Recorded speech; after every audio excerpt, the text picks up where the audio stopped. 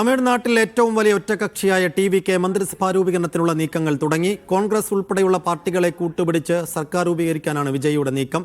May 7-ന് തന്നെ സത്യപ്രതിജ്ഞ നടക്കുമെന്ന ആത്മവിശ്വാസത്തിലാണ് ടി.വി.കെ.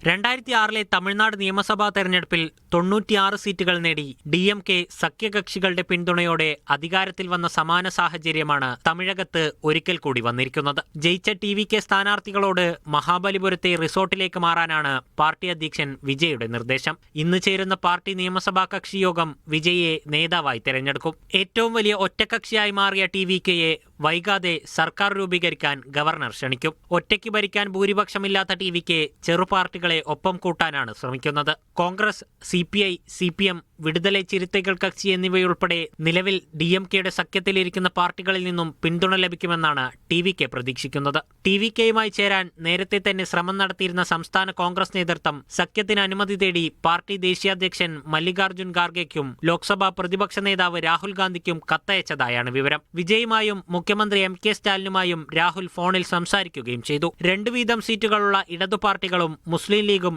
ടി.വി.കെക്ക് പിന്തുണ പ്രഖ്യാപിക്കാനാണ് സാധ്യത. News desk, media 1.